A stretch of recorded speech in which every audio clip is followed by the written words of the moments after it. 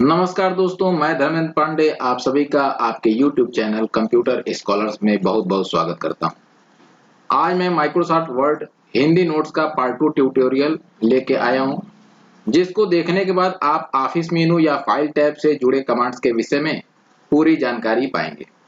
आप इसका ध्यान रखिएगा कि इस ट्यूटोरियल के हिंदी नोट्स का लिंक मैंने डिस्क्रिप्शन बॉक्स में दे दिया है।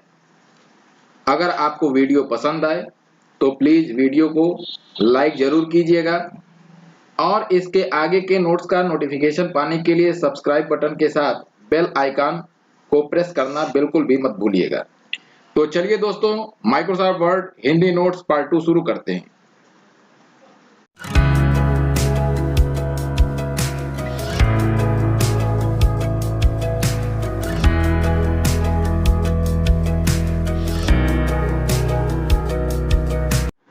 सबसे पहले हम माइक्रोसॉफ्ट वर्ड प्रोग्राम को ओपन करेंगे।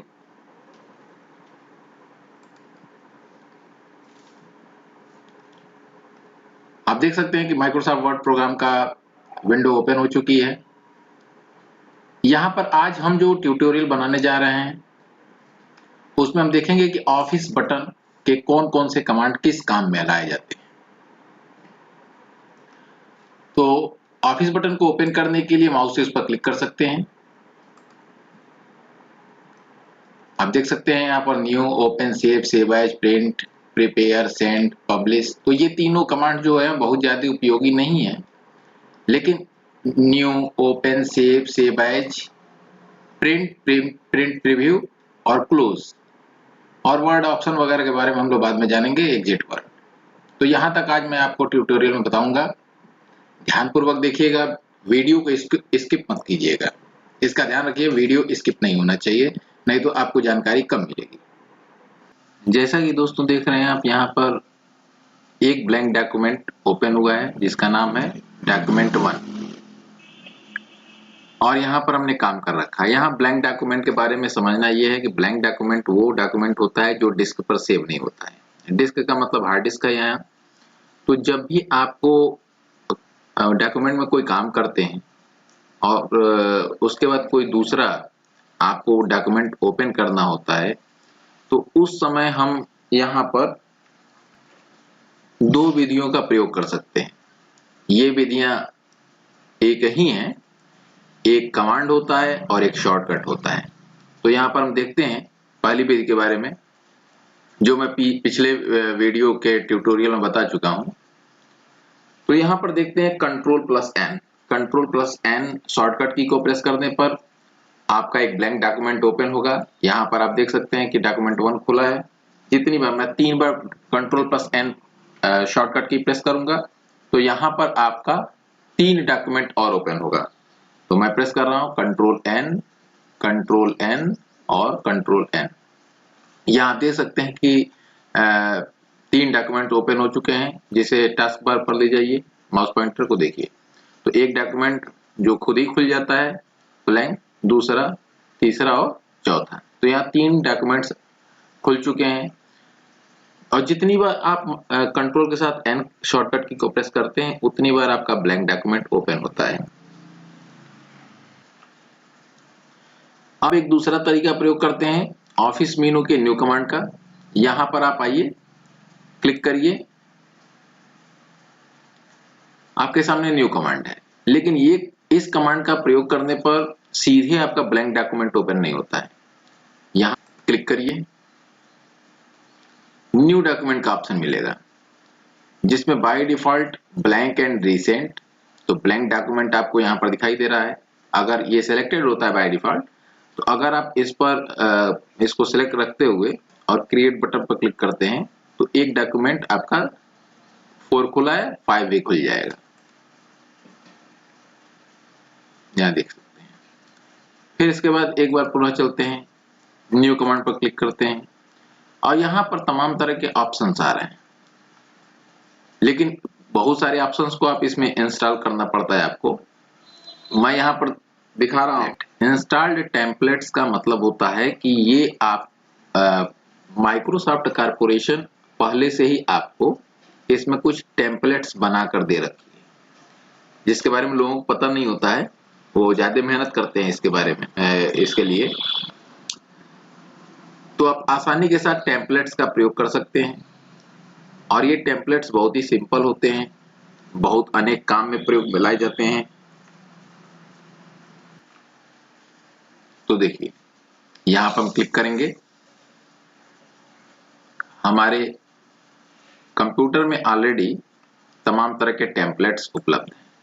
जैसे कि एक रिज्यूम, देखिए यहाँ एक रिज्यूम का टेम्पलेट दिया हुआ है, ये प्री डिफाइंड है, पहले से बना बनाया है।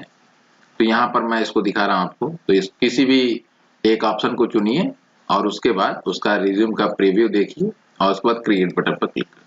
तो एक ब्लैंक टेम्पलेट आपके सामने प्रदर्शित हो गया है। अब आप यहाँ पर देख सकते हैं कि अगर आपको रिज्यूम बनाना हो तो रिज्यूम आप यहीं पर टाइप कर सकते हैं। तो ये तरीका है, इसको आप एडिट करके अपने हिसाब से ऑब्जेक्टिव्स, एजुकेशन, एक्सपीरियंस, स्किल्स, इसी तरह से आप दूसरा भी टेम्पलेट ओपन कर सकते हैं। इंस्टेंट टेम्पलेट फैक्स के बारे में है, ये दूसरा टेम्पलेट है। ये देखिए, अगर आपको डिजाइनिंग नहीं आती है तो आप इस तरह से डिजाइनिंग क्रिएट कर सकते हैं और आप बेहतर ढंग से, ये इसका ध्यान रखिएगा कि ये टेम्पलेट्स एडिटेबल होते हैं। जैसे मैं यहाँ पर लिख दूं,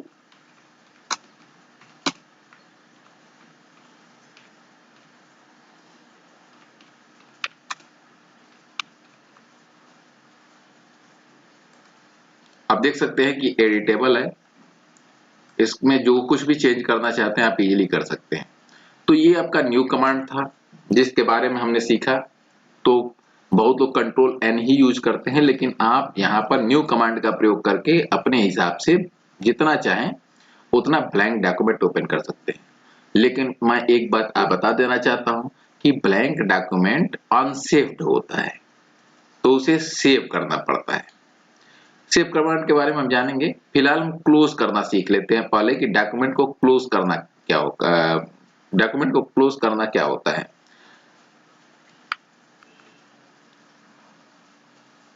अब आप यहां देखेंगे कि कितने डॉक्यूमेंट्स ओपन हुए हैं, 1 2 3 4 5 6 एंड 7। तो 7 डॉक्यूमेंट आपको यहाँ पर उनके थंबनेल आपको दिखाई दे रहा है। इनमें से कोई भी डॉक्यूमेंट ऐसा नहीं है जो डिस्क पर सेव हो, यानी हार्ड डिस्क पर सेव नहीं है, तो उन्हें सेव करना होगा। लेकिन इतने डॉक्यूमेंट्स को सेव करने का मतलब है कि टाइम ज्यादा लगेगा, तो मैं आपको पहले क्लोज करना ही बता दे रहा हूँ कि डॉक्यूमेंट को क्लोज करना क्या होता है। डॉक्यूमेंट को क्लोज करने के लिए सिंपल सा कमांड होता है, यहाँ पर ऑफिस मेनू पर जाएं और नीचे की ओर क्लोज। ये क्लोज और ये क्लोज दोनों अलग अलग है, और ये कमांड है एग्जिट वर्ड।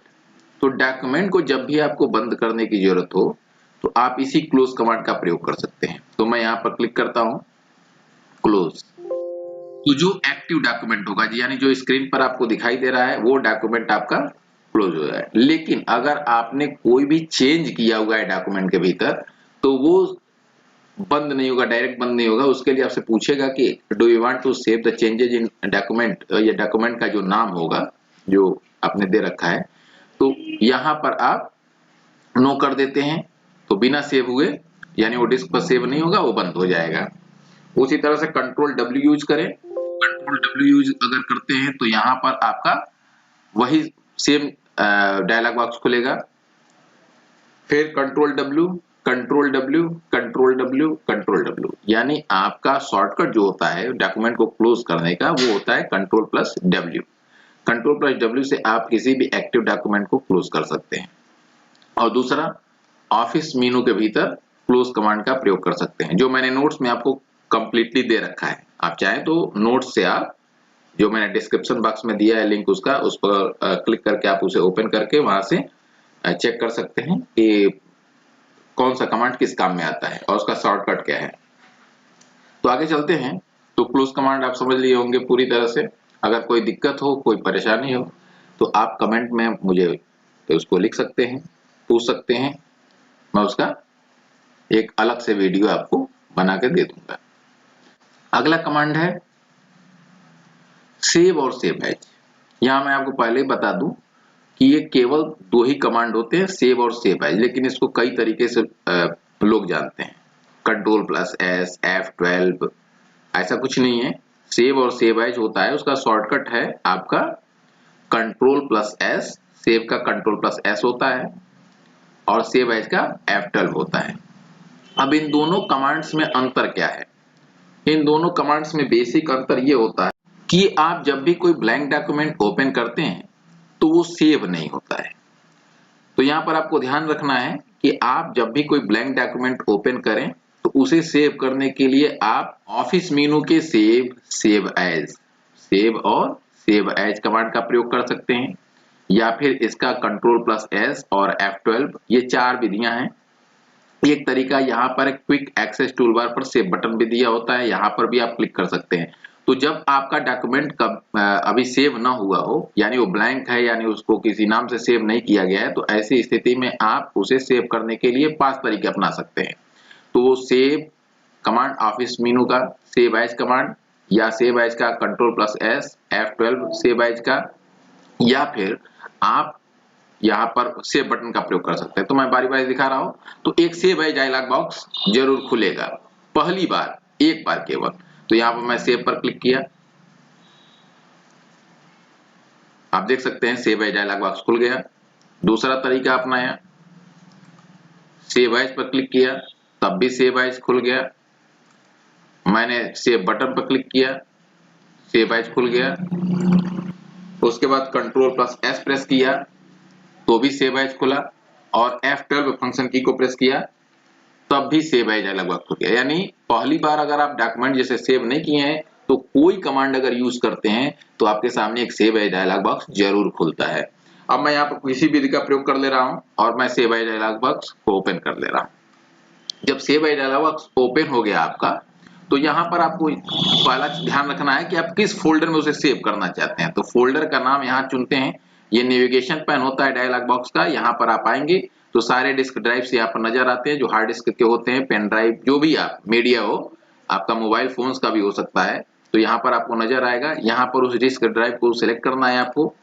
तो देखिए यहाँ पर ई ड्राइव के भीतर जितने फोल्डर है वो आपको नजर आ रहा है। हाँ, अब यहाँ पर अगर आप किसी पर्टिकुलर फोल्डर में ही सेव करना चाहते हैं अपने डॉक्यूमेंट को, यहाँ डॉक्यूमेंट का मतलब फाइल से होता है, तो अगर आप इसमें से किसी पर्टिकुलर फोल्डर में सेव करना चाहते हैं तो उसके लिए आप यहाँ से उस फोल्डर का चुनाव कर सकते हैं। अदरवाइज यहाँ पर आप यहाँ से भी नया फोल्डर बना सकते हैं। न्यू फोल्डर आपको नजर आ रहा है, यहाँ पर क्लिक करिए तो एक न्यू फोल्डर नाम से एक फोल्डर का आइकन दिखाई देगा। यहाँ पर जो नाम लिखना चाहें, जैसे मैं इसे यहाँ पर धर्म मैंने नाम दिया और यहाँ पर क्लिक कर दिया। तो यहाँ पर देख सकते हैं ई ड्राइव के भीतर धर्म इस समय एक्टिव है, जो आपको लास्ट में नजर आ रहा है वही फोल्डर एक्टिव है। और यहाँ पर फाइल नेम टेक्स्ट बॉक्स में जाकर आप फाइल का नाम टाइप कर देंगे। यहाँ पर एक बात और आपको समझा दूं कि माइक्रोसॉफ्ट वर्ड में जो आप पहला वाक्य लिखते हैं वही उसके फाइल नेम टेक्स्ट बॉक्स में नजर आता है, जिसे आप चेंज कर सकते हैं। तो आप यहाँ पर जाएं और जो नाम रखना चाहें, डेमो, मैंने इसका नाम डेमो रख दिया। जो किस फोल्डर में सेव होगा? धर्म नाम के फोल्डर में, डेमो। यहाँ पर मैंने सेव किया तो ये ब्लैंक डॉक्यूमेंट 1 के नाम से था, जो बदल के यहाँ पर डेमो हो गया। अब ये बता रहा है कि यह फाइल सेव की जा चुकी है आपके फोल्डर के भीतर, जिसे आप यहाँ से देख सकते हैं।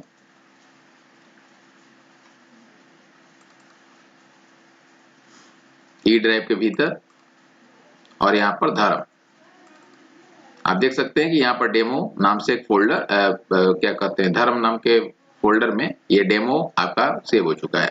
तो आप यहीं से क्लिक कर दीजिए। अमूमन लोग यही यूज करते हैं। आपका ये खुल गया। तो ये था आपका सेव कमांड। तो Ctrl+S save button quick access tool bar का, और सेव एज। अब सेव और सेव एज कमांड्स में अंतर क्या होता है, इसे समझना होगा। तो ये ध्यान रखिएगा कि जब आप एक बार कोई फाइल यानी डॉक्यूमेंट डिस्क पर सेव कर देते हैं और उसमें किसी तरह का चेंज करते हैं, चेंजेस का मतलब आपने डिलीट किया, कुछ आपने इंसर्ट कर दिया नया टेक्स्ट, ग्राफिक्स, या फिर एक कुछ भी आपने स्पेस बार ही क्यों न प्रेस कर दिया हो, दैट इज द चेंज। तो ये जो चेंजेज हैं ये आपको सेव अगर करने हो तो उसके लिए आपको F12 या सेव एज कमांड का प्रयोग नहीं करना है। क्यों? क्योंकि सेव एज कमांड जो होता है वो नई फाइल बनाने के लिए होता है। तो जितनी बार अगर आप सेव एज कमांड का प्रयोग करते हैं तो उतनी बार आपका सेव एज डायलॉग बॉक्स आपके सामने आता है, जैसे कि आप यहां पर देख सकते हैं सेव एज। तो इसका प्रयोग तब किया जाता है सेव एज का कि जब आपको नई फाइल बनानी हो, एक दूसरी फाइल, तो उसके लिए सेव एज का कमांड का प्रयोग करिए।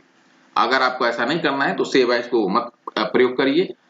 हाँ, चेंजेस को सेव करने के लिए मैंने नोट्स में दे रखा है बहुत अच्छे तरीके से, यहाँ पर मैं समझा रहा हूं आपको बस।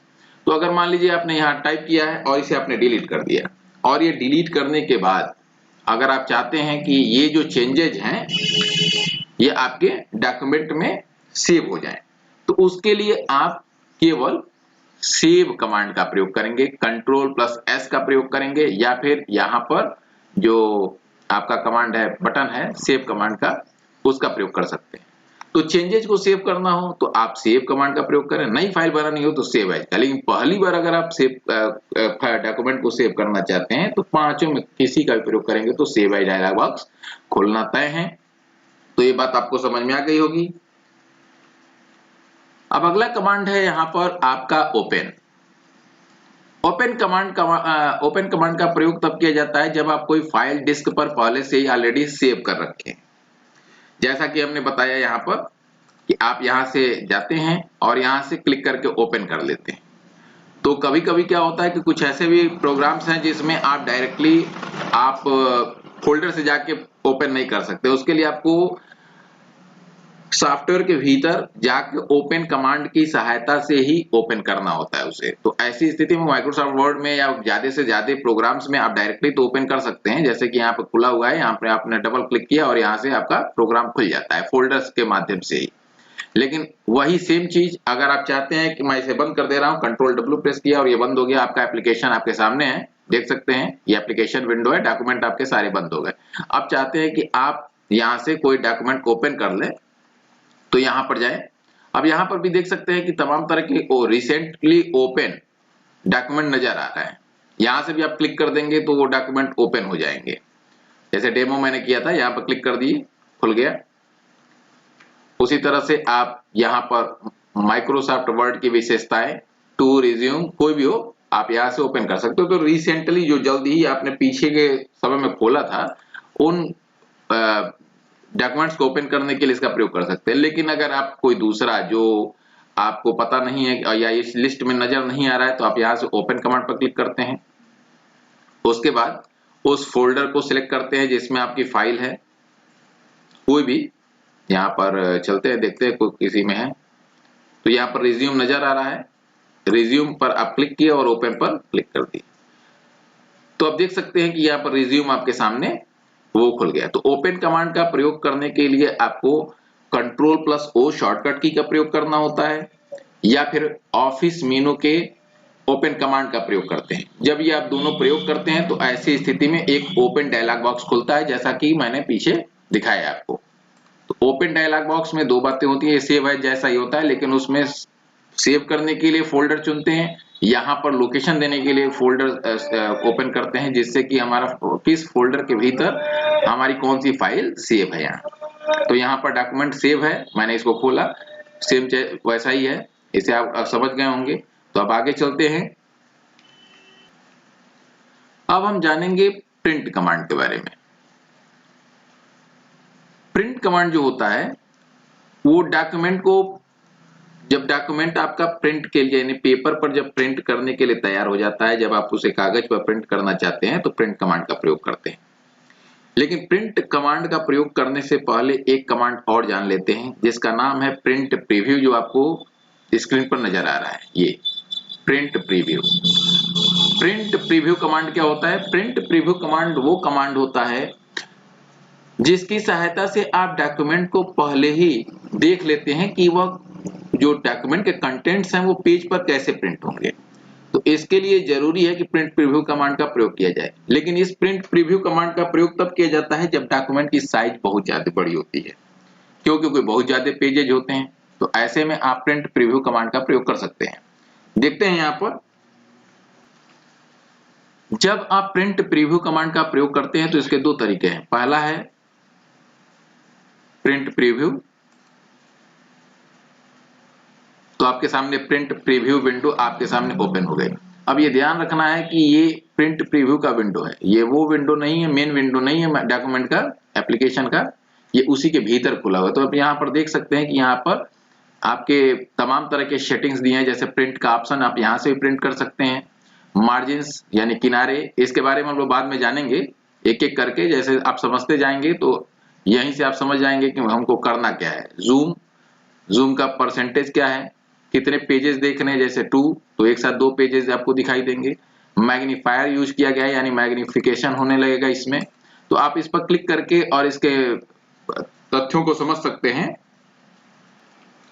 प्रिंट प्रीव्यू विंडो को ओपन करने के लिए यहां पर क्लिक कर सकते हैं, क्लोज प्रिंट प्रीव्यू, ये बंद हो गया।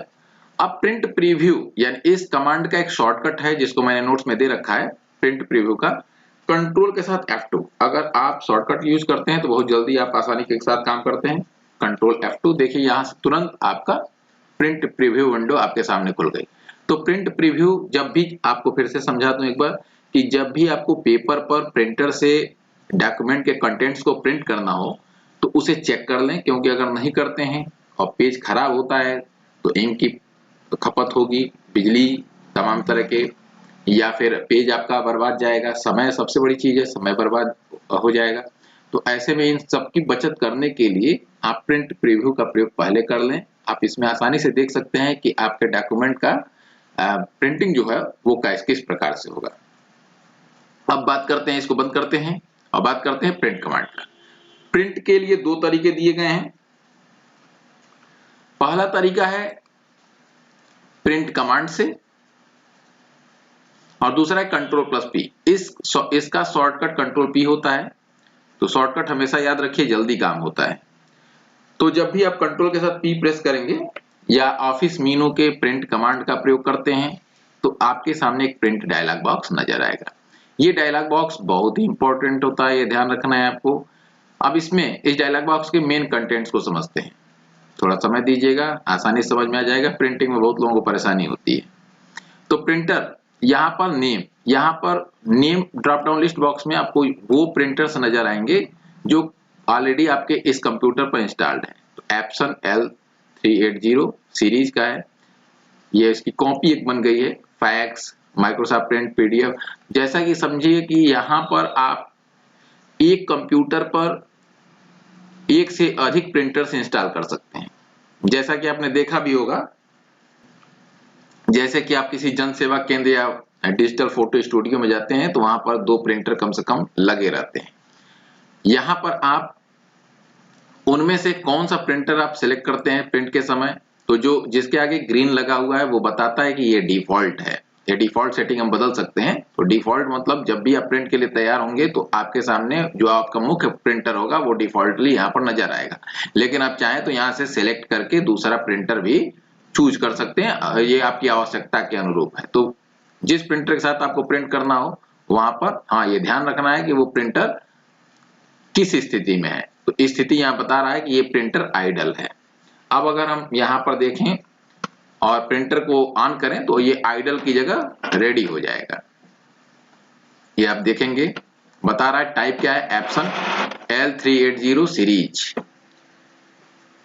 रेडी होने के बाद प्रिंटर से आप प्रिंट ले सकते हैं। आगे चलते हैं और ये देखेंगे पेज रेंजेज। पेज रेंजेज क्या है? पेज रेंजेज का मतलब होता है कि आप अपने प्रिंटर से क्या सारे डॉक्यूमेंट्स पेजेज को प्रिंट करना चाहते हैं। एज एग्जांपल यहाँ पर 3 पेजेज हैं और हम मान के चलते हैं कि हमारे डॉक्यूमेंट में 20 पेजेज हैं। तो ऑल का मतलब होता है कि क्या आपका जो प्रिंटर है वो सभी पेजों को प्रिंट करे। तो बाय डिफॉल्ट यही होता है, ये सिलेक्टेड होता है। आप चाहें तो इसे चेंज कर सकते हैं। अब ये तो बात समझ में आ गई होगी। दूसरा है करेंट पेज। करंट पेज का मतलब है कि जो आपके स्क्रीन पर पेज नजर आ रहा है वो आपका करंट पेज होता है। तो कई लोग इसको समझ नहीं पाते करंट पेज का मतलब क्या है। तो यहाँ पर समझिए कि आपका जो डॉक्यूमेंट के सामने ये पहला पेज नजर आ रहा है वही आपका करंट पेज है। अगर दूसरा नजर आ रहा है, भले आपके 20, 25, 100 हो, उससे नहीं मतलब है, जो आपके स्क्रीन पर दिखाई दे रहा है पेज वही आपका करंट पेज होता है। और इस रेडियो बटन पर क्लिक करेंगे आप तो वही केवल प्रिंट होगा। तीसरा है जो सबसे इंपॉर्टेंट होता है पेजेज। पेजेज का मतलब ये है कि आप इसमें सेलेक्टिव पेजेज प्रिंट कर सकते हैं। जैसे कि आप पहला, चौथा, 20वां, 25वां, अब जैसे आपके डॉक्यूमेंट में जितने पेजेज हों उसके अकॉर्डिंग। तो अगर मैं यहाँ पर बताऊं कि मैं पहला, 8वां और 11वां पेज प्रिंट करना चाहता हूं तो उसका रेंज कैसे देना है, एग्जाम्पल यहाँ पर दिया है लेकिन आप समझिए। 1, 4, 8, 11। अब ये जो आपका कंप्यूटर है वो प्रिंटर को ये रीडायरेक्ट करेगा कि पहला पेज डॉक्यूमेंट का, चौथा, 8वां और 11वां, केवल इन्हीं पेजेस को प्रिंट करने की जरूरत है आपको। तो यहाँ पर वही प्रिंट होंगे जो आपने यहाँ पर स्पेसिफाई कर रखा है। दूसरा तरीका है कि अगर आप चाहते हैं कि मैं एक पेज रेंज दे दूं, जैसे आपके डॉक्यूमेंट में 20 पेजेज हों और आप 7 से लेकर और 13 पेजेज को ही प्रिंट करना चाहते हैं, तो उसके लिए यहाँ पर 7 से 7-13 टाइप कर देंगे। तो ये 7 पेज नंबर 7 से पेज नंबर 13 तक प्रिंट कर देगा। लेकिन इसी के साथ अगर आप चाहते हैं कि कॉन्टिजियस और नॉन कॉन्टिजियस पेजेज को प्रिंट करना, जैसे आप तीसरा नंबर पेज, तो फिर उसके बाद कामा लगा के 5वां नंबर पेज, फिर कामा लगा के 7वां नंबर पेज, फिर कामा लगा के 11 से 16 तक। तो इसमें दो तरीके हो गए, 11 से 16 तक के लगातार प्रिंट होंगे और 3, 5, 7 और 3, 5, 7 ये अलग अलग पेजेज प्रिंट होंगे। तो इस तरह से आप पेज रेंज का निर्धारण कर देंगे, आसान होगा, समझ लिए होंगे। अब दूसरा चलते हैं, इसमें एक ऑप्शन है सिलेक्शन। सिलेक्शन को बहुत लोग समझ नहीं पाते हैं। तो सिलेक्शन का मतलब ये है कि आप अब इसमें से पेजेज को ऐसे नहीं प्रिंट करेंगे। मैं इसको बंद कर रहा हूं और मैंने इसमें इस टेक्स्ट को सिलेक्ट कर दिया। अब जितना टेक्स्ट आप सिलेक्ट कर लें उसके बाद आप प्रिंट कमांड का प्रयोग करते हैं या Ctrl+P प्रेस करते हैं, तो यहाँ आप देखेंगे कि ये हाईलाइट हो चुका है। अब यहाँ से आप अगर इसको सिलेक्ट करते हैं तो जो सिलेक्टेड है वही टेक्स्ट केवल प्रिंट होगा पेज पर, बाकी कोई कुछ भी प्रिंट नहीं होगा। अब आगे चलते हैं क्योंकि वीडियो बहुत बड़ा हो जाएगा। प्रॉपर्टीज में जाते हैं और यहाँ पर तमाम तरह के ऑप्शंस आते हैं, जैसे कि आप ये ध्यान रखिएगा कि हर प्रिंटर का अलग अलग सेटिंग होता है। यहाँ पर डॉक्यूमेंट साइज है, किस तरह के पेज पर आप प्रिंट करना चाहते हैं, तो लेटर होता है, A4 होता है, B5 होता है, लीगल होता है, पोर्ट्रेट है, लैंडस्केप है, कलर में चाहते हैं या ग्रे यानी ब्लैक एंड व्हाइट चाहते हैं। तो इस तमाम तरह की सेटिंग्स जो हैं वो मुख्य सेटिंग जो है वही, इसे तो आप समझ ही गए होंगे। मुख्य सेटिंग वही है जो मैंने आपको पीछे भी समझाया है, प्रिंटर की और उसका ये पेज रेंज। तीसरा है आपका कॉपीज का। आप अगर किसी पेज का कॉपी बनाना चाहते हैं, माने एक नंबर पेज है उसकी 3 कॉपी, तो यहाँ पर 3 कर देंगे। तो जितने यहाँ स्पेसिफाई करते हैं उतने पेजेज आपके प्रिंट हो जाते हैं। तो जैसे कि मैंने यहाँ पर 4 नंबर पेज दिया और आप इसका 3 कॉपी निकालना चाहते हैं तो यहाँ पर 3 कर देंगे। बाय डिफॉल्ट ये 1 होता है क्योंकि हम लोग 1 ही ज्यादा, एक ही कॉपी ज्यादा प्रिंट करते हैं, लेकिन आप चाहें तो इसको चेंज कर सकते हैं। तो ये रहा आपका प्रिंट, और भी प्रिंट के बारे में हम बाद में जानेंगे। अगला कमांड है आपका क्विक प्रिंट। क्विक प्रिंट क्या होता है? तो क्विक प्रिंट उस जगह पर हम लोग प्रयोग करते हैं जहां पर हमको डायलॉग बॉक्स ओपन नहीं करना होता है। जब भी आप प्रोग्राम को ओपन करते हैं माइक्रोसॉफ्ट वर्ड और यहां से आप कमांड देते हैं तो एक प्रिंट का डायलॉग बॉक्स ओपन हो जाता है। लेकिन अगर आप चाहते हैं कि एक बार मैंने जो सेटिंग कर दी प्रिंटर की, अब उसी के अनुसार वो प्रिंट करता रहे, तो आप उस स्थिति में प्रिंट कमांड की जगह क्विक प्रिंट का प्रयोग कर सकते हैं। तो क्विक प्रिंट का प्रयोग करने के लिए आपके सामने डायलॉग बॉक्स ओपन नहीं होगा। प्रिंट जैसे यहाँ पर क्लिक करिए, डायलॉग बॉक्स ओपन हुआ, Ctrl+P यूज करिए, डायलॉग बॉक्स ओपन होगा। लेकिन अगर आप यहाँ पर क्विक प्रिंट का प्रयोग करते हैं तो वहां पर डायलॉग बॉक्स ओपन नहीं होगा। यहां पर थोड़ा मैं बदलता हूं प्रिंटर का सेटिंग और यहां पर मैं यहां क्विक प्रिंट करता हूं। तो मैंने सेटिंग बनाया कि मुझे इस प्रिंटर से प्रिंट करना है। देखिए आपके सामने मैं कितनी बार भी क्लिक करूंगा प्रिंट डायलॉग बॉक्स ओपन नहीं होगा। ये कमांड सीधे प्रिंटर को सेंड किया जा रहा है। क्योंकि प्रिंटर आइडल स्थिति में है इसलिए वो प्रिंटिंग नहीं हो रही है।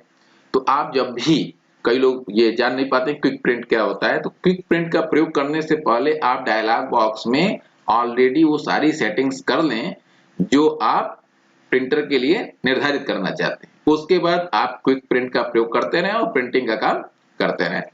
क्विक प्रिंट का यहाँ पर बटन भी देख सकते हैं आप, मैं उसको आपको दिखा दे रहा हूं। तो मैं क्विक एक्सेस टूल बार पर मैं बता रखा हूं कि कैसे मोर कमांड्स इंसर्ट करते हैं। तो यहाँ पर आप जाएं, एरो बटन पर क्लिक करें, मोर कमांड्स में जाएं और यहाँ पर वर्ड ऑप्शंस डायलॉग बॉक्स के भीतर पॉपुलर कमांड्स नजर आएगा। इसमें आप देख सकते हैं क्विक प्रिंट, यहां से सिलेक्ट करें उसे और ऐड कर दें, जैसे मैं पहले भी बता चुका हूं इसे, और उसके बाद ओके बटन पर क्लिक कर दें। तो यहाँ पर क्विक प्रिंट का एक ऑप्शन आ गया है। ज्यादातर लोग यूज भी करते हैं इसे क्योंकि यहाँ पर जाने में समय लगता है और यहाँ से बस एक क्लिक में ही आप प्रिंटर के लिए ये डायरेक्शन दे दिया गया और आप आसानी के साथ प्रिंटिंग कर सकते हैं। तो दोस्तों वीडियो कैसा लगा आज यही खत्म करते हैं। अगर वीडियो अच्छा लगा हो तो लाइक करिएगा, शेयर करिएगा और चैनल को सब्सक्राइब करना नहीं भूलिएगा, जिससे कि मैं आपके लिए नया नया वीडियो लेके आऊंगा। ये अब अगला पार्ट होगा आपका पार्ट 3 माइक्रोसॉफ्ट वर्ड का, जिसे हम लोग देखेंगे और समझेंगे। और ये बहुत यहाँ पर तो मैं आपको बता दूं कि इसमें से बहुत सारे कमांड्स लोग जानते हैं, लेकिन जो आगे का ट्यूटोरियल होगा वो काफी मजेदार होने वाला है। तो इसलिए चैनल को सब्सक्राइब किए रहिए और नए नए नोटिफिकेशन पाते रहिए। तब तक के लिए धन्यवाद, नमस्कार।